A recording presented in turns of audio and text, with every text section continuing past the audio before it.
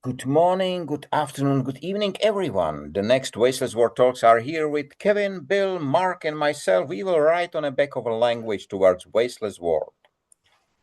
And today, I'm writing not from the city of Pilsen, but from the city of Ostrava. And because it was a long trip, about 400 kilometers, the term today is journey. And I will start with you, Kevin, because I have you on the top of my screen. So, when you heard for the first time the term journey, what came to your mind, please? The fact that we're all on a planet whizzing through space at goodness knows how many thousand kilometers an hour. And so, like it or not, we are all on a journey and we're all heading in the same direction, even if we don't agree. This is interesting. Bill, you are the next one. So, what came to your mind, please? We have gone through in the last few months some changes in my family. Um, it reminds me that this journey of life, uh, some things we know, a lot we don't know, the specifics we don't know. Um, but we are on a journey and we will discover. And a lot of it, I think, is not up to chance, but up to choice. We choose good, we're going to find good. We choose bad, we're going to find bad. And if we look for either one of those long enough, they're going to start finding us. Welcome to the journey. Thank you very much. Mark, what about you and journey? For me, the journey is so much more thrilling than the destination.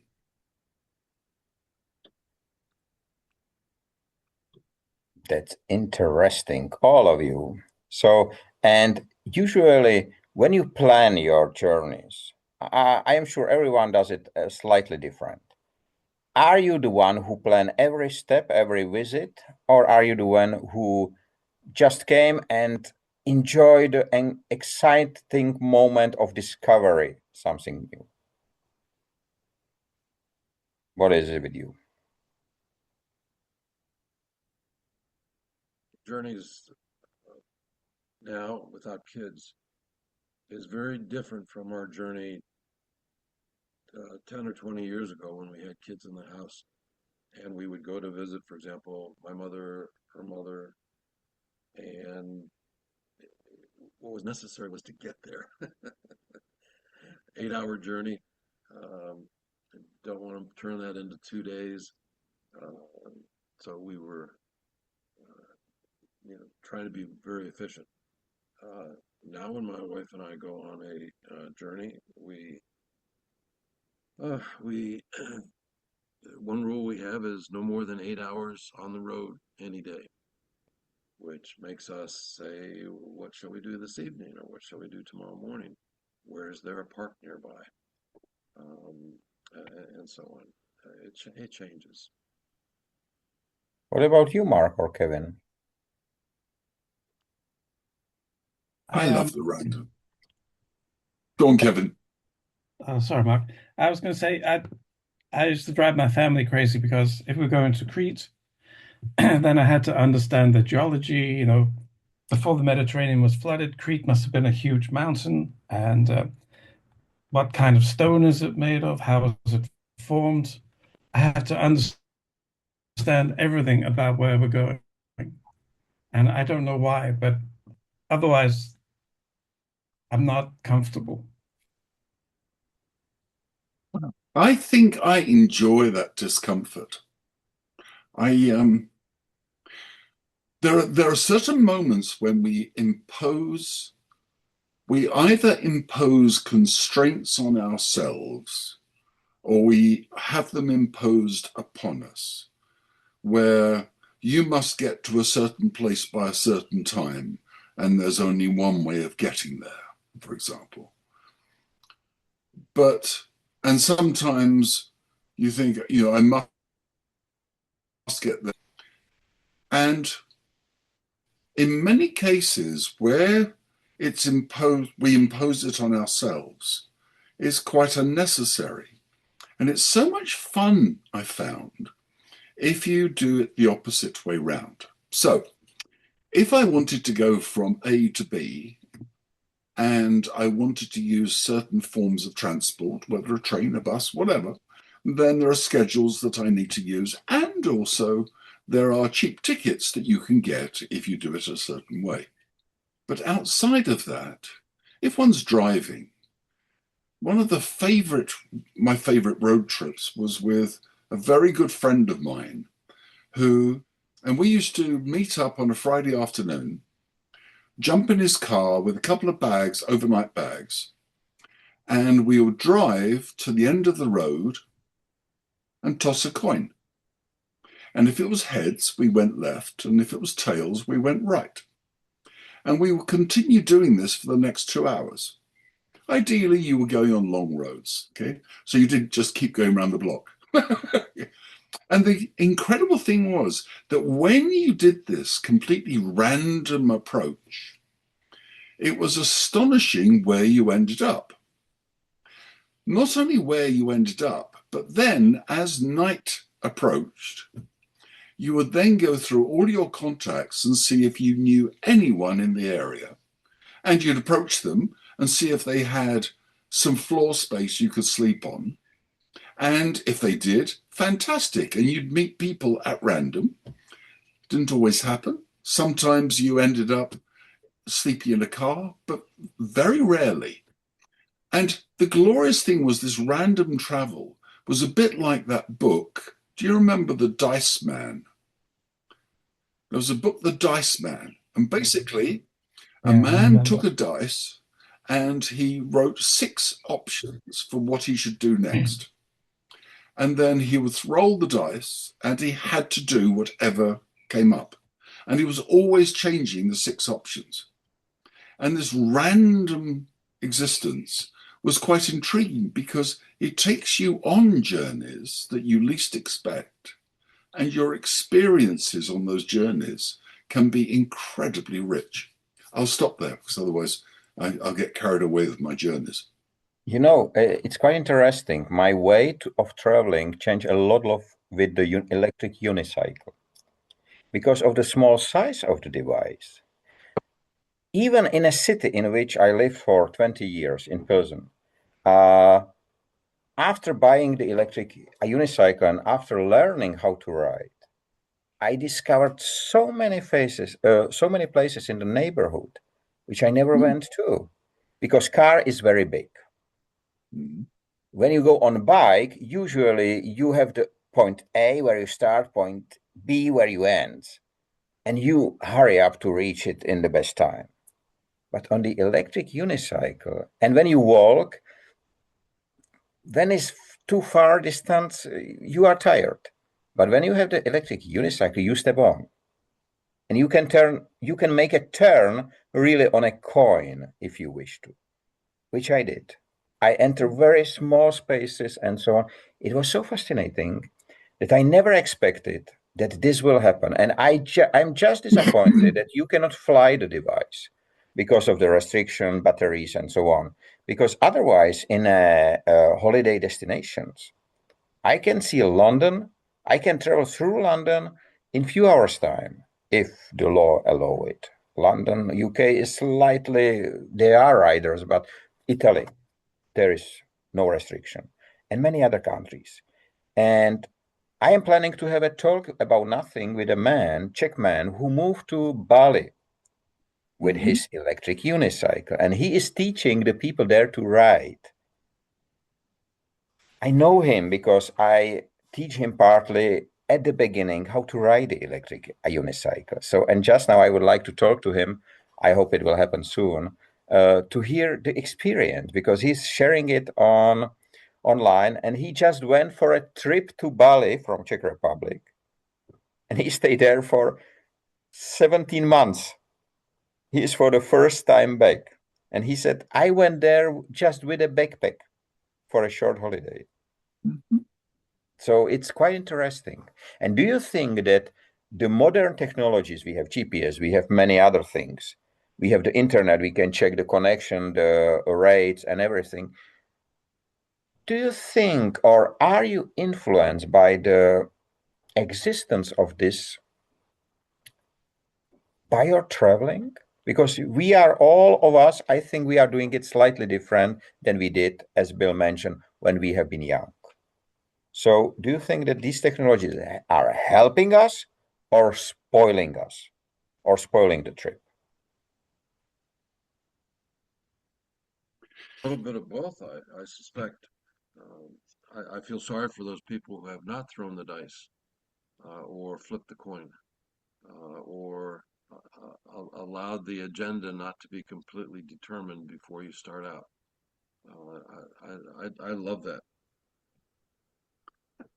You know, it when looking at the technologies available to us, and some of them are fantastic, some of them are incredibly helpful, particularly when there's an emergency, when someone is lost or whatever.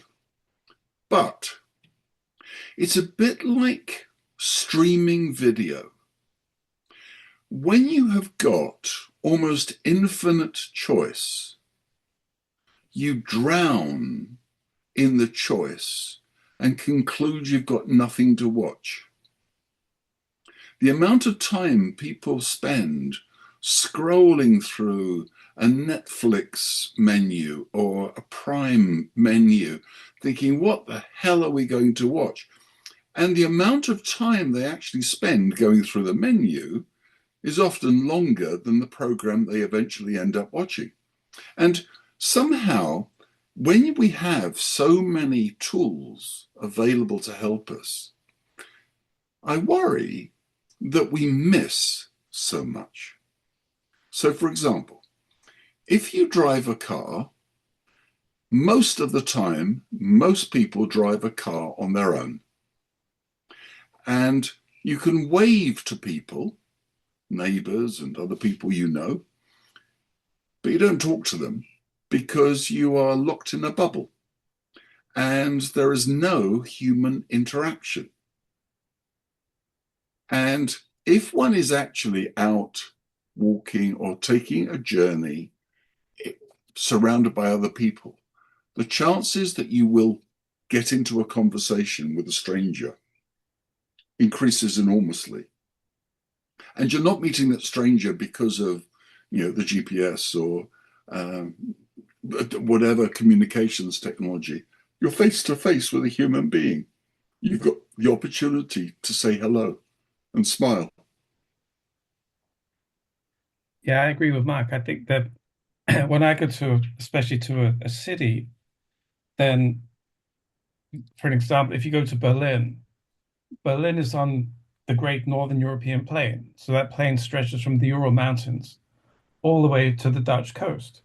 And there's three great cities on that plain. There's Berlin, Moscow, and Warsaw. And once you understand that, then you can start to understand the people, because a wolf can run from one end of Europe to the other across this plain with only the rivers to stop it. And then to get to the city, once you understand that, then I would never dream of using a city guide or a mobile phone. You just have to get out and walk it. And once you can understand the city, you understand, and then you can look at the city's history. And in Berlin, it's just history piled upon history. And so, no technology for me apart from a pair of eyes.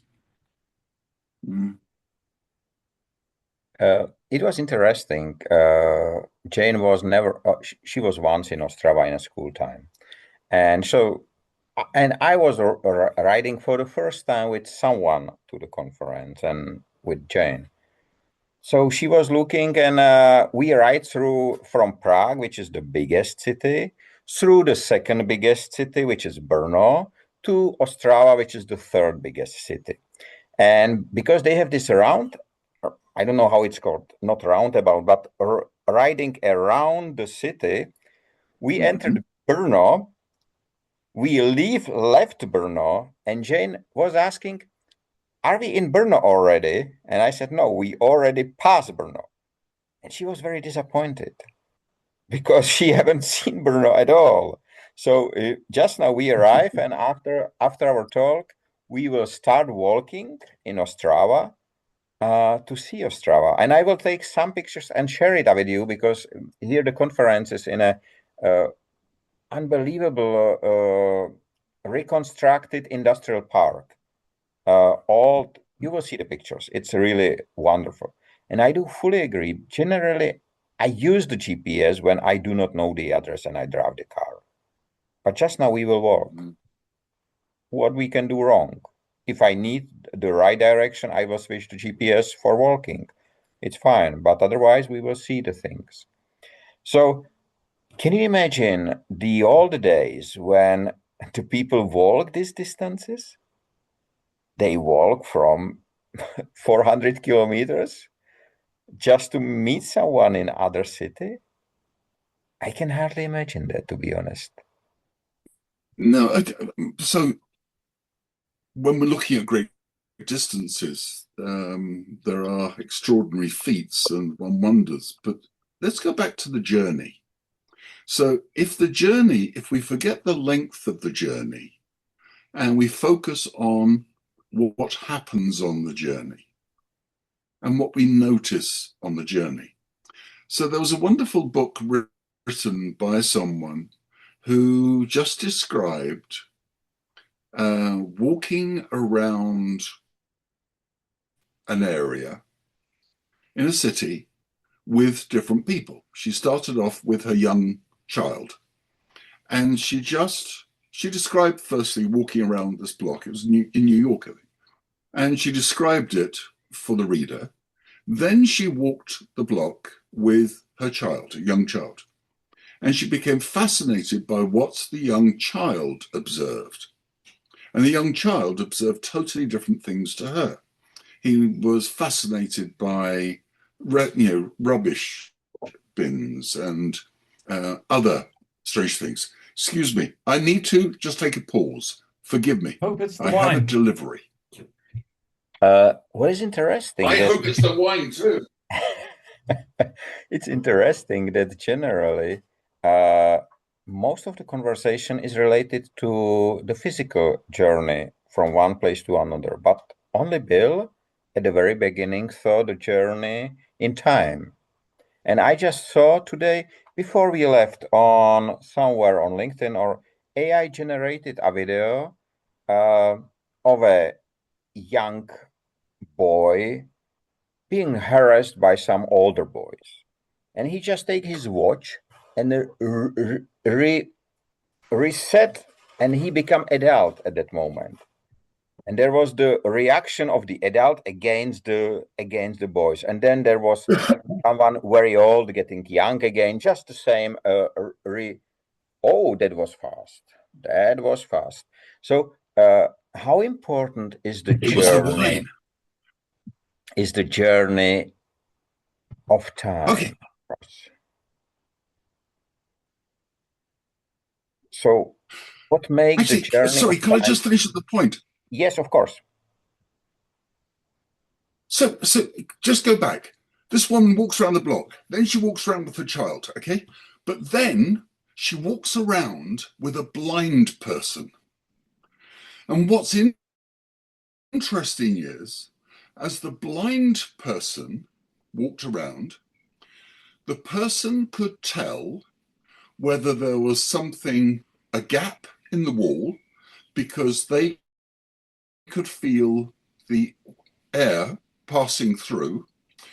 They knew when they were walking underneath decking, so if it was an overhang or there was construction work, because they could sense the sonar, the difference in sound around them. So they were able to pick these different surfaces. And we are so used to simply using our eyes and not realizing we have these other senses.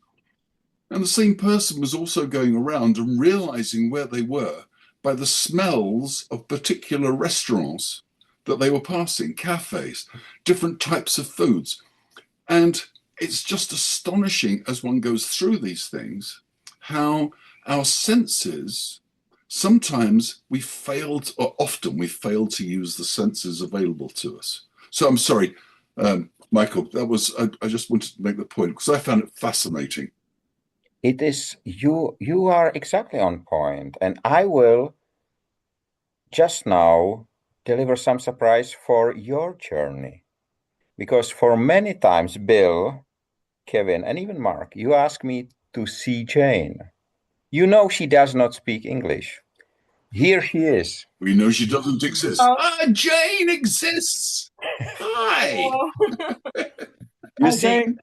she really exists. It's not just a dream, and she is on the journey today with me. But we just arrived, so she has to do something. Řekni, že no, tak poslouchám, můžeme to pak překládat. She is listening right now, and I will have a hard time today in the evening to translate everything. So, Well, it's lovely to see you. Michael, Já mám to trošku to říct tak savách can you francouzsky. ask yes? Jane? Jestli se tě můžu Can zeptat. you ask Jane what is the first thing that came to her mind when she hears the word journey? Okay, And I then will. translate her answer for us, please. A Bill se ptá, když řeknu slovo cesta, co se ti první vybaví? Dneska se mi vybaví i cesta do Ostravy, ale jinak se mi vybaví asi život. Life. Journey equal to life, but today is the trip to Ostrava. A Bill totiž řekl taky život. So, we will continue, Jane will continue in unpacking and doing everything, and I promise I will translate everything. Tak může říct. Thank you. Thank Bye. you. Well done. Bye. So you see, every journey deliver a lot of surprises, and the journey of life, of course, is one of those. But the fact is that we cannot predict. We know what will be the end of the journey. This is what we know very well. We just don't know when it comes, which form it will have. But does it disturb you? Does this not knowing disturb you from enjoying the journey? Michael, if you allow me, I spent the last 20 years predicting the future and explaining to people who don't believe that I can see the future, how in fact we can see the future, maybe not with precision, but we know a lot of things about the future. So when you say that, I want to get up on my soapbox and explain how it really is possible to see what's coming. But I'm resisting that.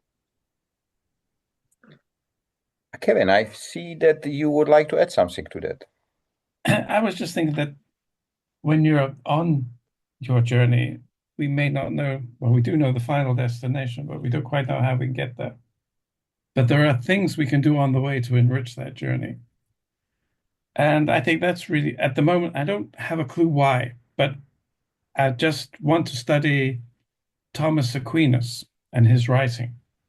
And it's just come out of the blue, but now I'm going to find out everything I can about him. And I'm pretty sure that will enrich my journey. Mm. So when you started on this path, Michael, a few minutes ago, my life, not to get into the whole, but you know, when I went to college, I wanted to be a lawyer, and then I wanted to be something else, and then I wanted to be something else. The only thing I didn't want to be was a salesman. And one of the questions that they asked in college was, where do you not want to work? Let's narrow this down a little bit. Where do you not want to work? And I'm a small town boy, and I said, I do not want to work in a big city. And so when I graduated, because of lack of alternatives, I became a salesman in Washington, D.C., which is one of the best chances, the best thing that could have happened to me. And then through my career, I have been either fired or uh, no longer with the company 4 or 5 times. I've been divorced once.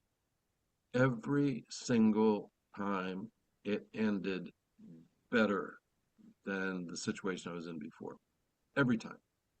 So let me have it. I'll take all the chance in the world. It always ends up better. Mark, we haven't heard your answer. Yeah, because I somehow have a problem with the notion that we know where the journey is going to end. Thank So you, Mark. yeah, we don't know. It could be anywhere. I mean, whether one believes in reincarnation or not is neither here nor there. People do believe in it, and people believe they come back. But there's something. I mean, for me personally, okay, when I physically pop my clogs, okay, and I become that Norwegian blue parrot lying on my back, I want to not be buried. I don't want any gravestone, even if it does say relax on it. Um, I don't want that at all. I will be cremated, and then I want my ashes sprinkled on Lake Geneva. And why? Because I love the spot. It's very special. It has very many memories. But I know that at some point, my ashes will end up in the Mediterranean, which I also like. So, where does my journey end? And when I think of it like that, who knows if it will ever end? And I think we keep coming back to when we're on this journey, we don't know where we are on it. All we know is that we're here and that we should appreciate and enjoy every single second of wherever we are, whatever we're doing. And yes, if people find themselves in a bad place, make that change, just like Bill has on many occasions. Just have the courage to, toss the coin and turn left or right. Do something slightly different, and the journey will continue. But just enjoy the moments that we have together. Uh, you Mark, said I it. appreciate you saying that about the burial. We just buried my wife's mother, um, and and I don't want a burial. I don't want a headstone. I don't want to take up 6 square feet. Uh, and so with the alternatives, I don't want to leave. All due respect, Mark, I don't want to leave a negative environmental signature as I by cremation. Uh, but there are some choices, green burials or green funerals, where they actually wrap you around the roots of a tree and plant the tree. Um, it's more complicated than that, but and that's what I want. And you can put a little uh, tag on the tree with my name if you want or not. It doesn't matter. But you can come and sit by me and reminisce with me or whatever. I'll be there. and and I don't know that to the point of I think that your consciousness No, sir. changes, but I think that you're still there. Um, Mhm. I have had conversations with my mother. Mhm. Um, I have had messages from other people. I can I can give you some examples later, but uh, I truly believe that. I think we change consciousness. I think that we're still here. Speaking about it, do you know that we are leaving footprints? They have a different shape, different size, different. It can be books, it can be movies, it can be whatever we do. Do you intentionally leave the footprints behind you? Well, some people in America do. They want to build giant stone arches as their for their. Um, but I had not thought about it that way, Michael. You know, when I saw yesterday the picture of Jesus, the special person turned to Jesus, telling that he should be the doctor on the AI generated image. It was hilarious It hurts. explanation. It hurts my head. Yeah, yes. But if one wants to continue the journey, our DNA through our children, through our offspring, continues. That DNA continues. There are many ways in which it can. And I think in terms of legacies, there are memories. Now, I think back to people that I I can think of friends who are no longer with us, and I can just remember them cracking a joke, saying something, and I still laugh at that moment. And it's interesting. My mother died many years ago, and if I want to have a conversation with her, I can very easily. And the way it happens is one of the many pieces of advice she gave me was how to iron a pair of trousers. Okay, so there's a very special way of ironing a pair of trousers.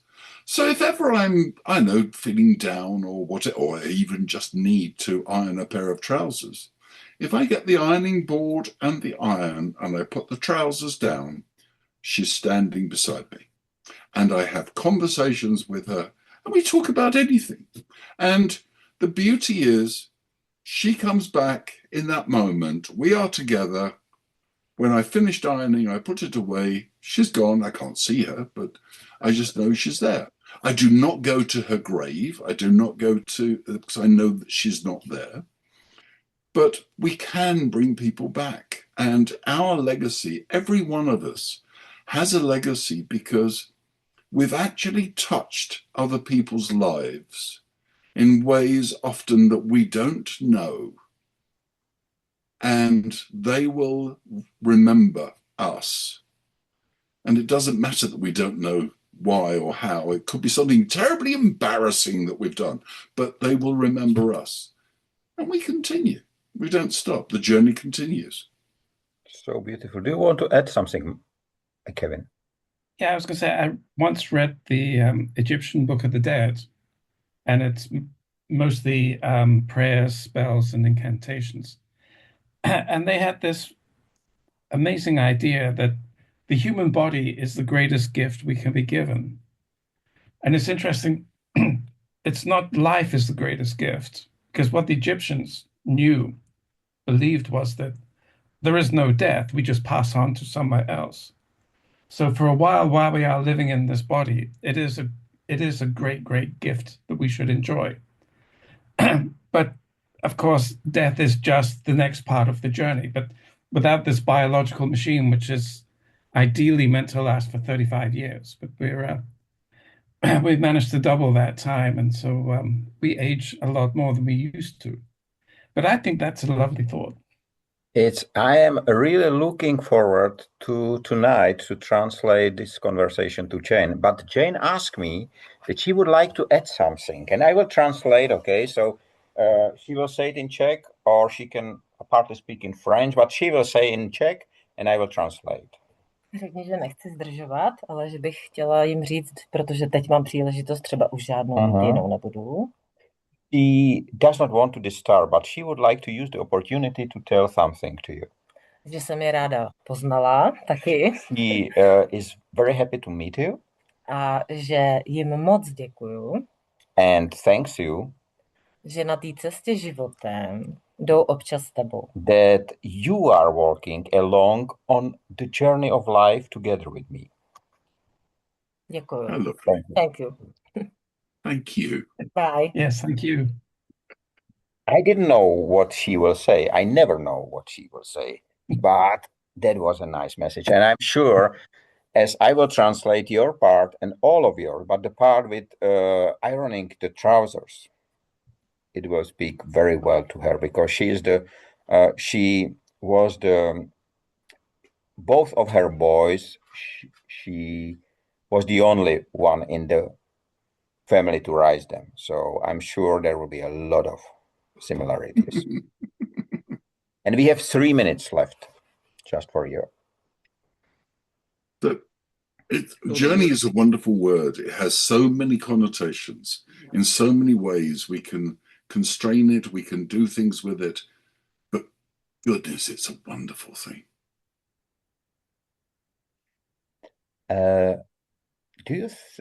What is the opposite of journey? We didn't touch this.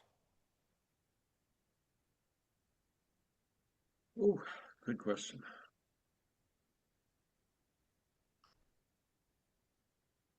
I think it's what you've just seen.